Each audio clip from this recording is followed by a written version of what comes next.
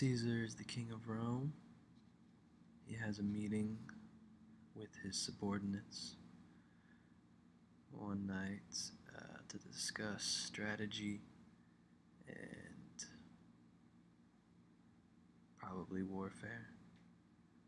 And a Greek merchant comes in offering a gift, a large rug which hidden inside is Cleopatra, who is unraveled and appears like a dream in front of Caesar and ends up becoming his lover that night.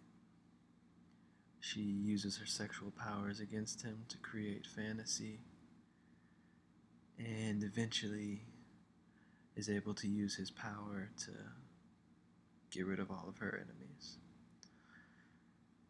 And then he's murdered in the BC 44 and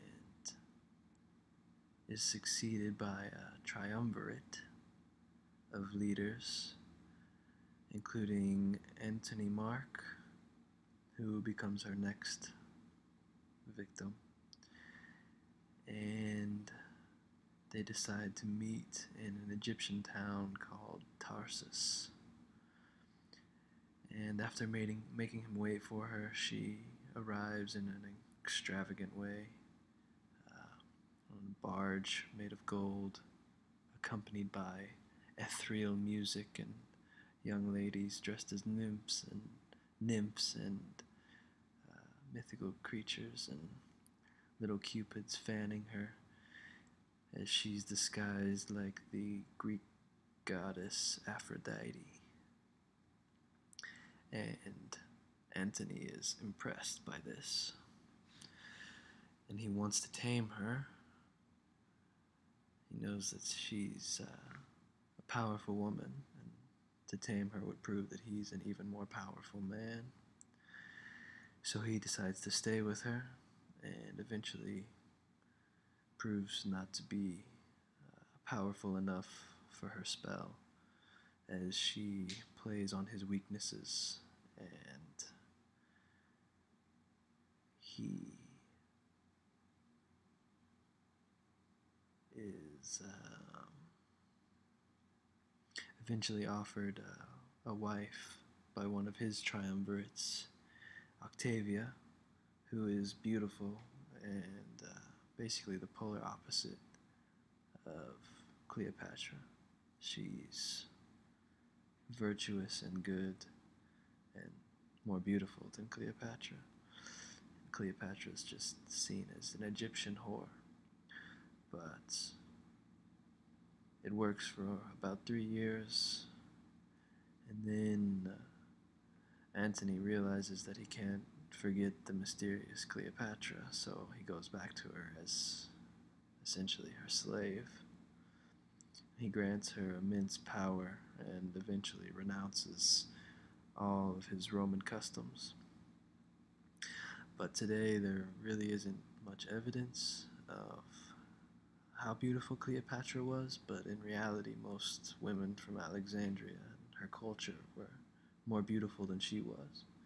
She wasn't exceptional in any way or didn't actually have any political power, but her power didn't come from her beauty, it came from her ability to distract men and to be always changing herself and her appearances. And basically she was one woman spectacle.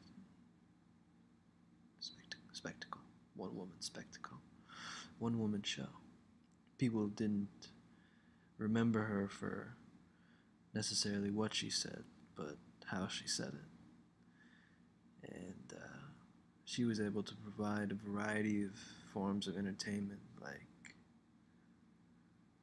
tributes and reenactments and expeditions and custom orgies, and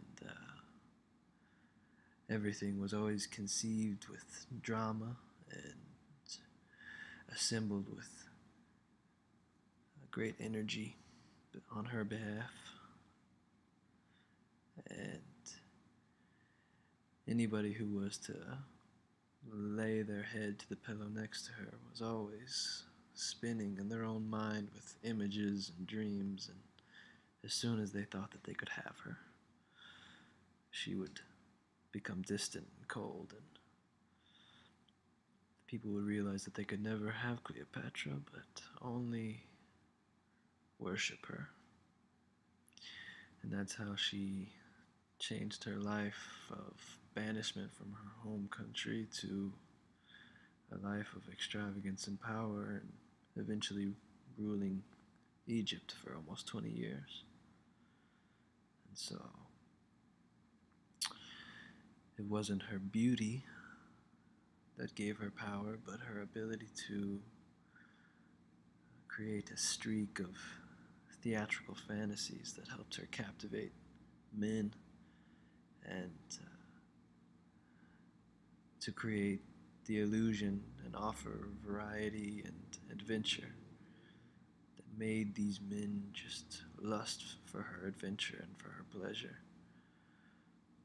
And to always be trapped in her presence and never bored, always wanting to be around her and never wanting to let her go, always keeping her as a distraction, even though she never really showed who she really was. So Cleopatra was a seducer of the siren since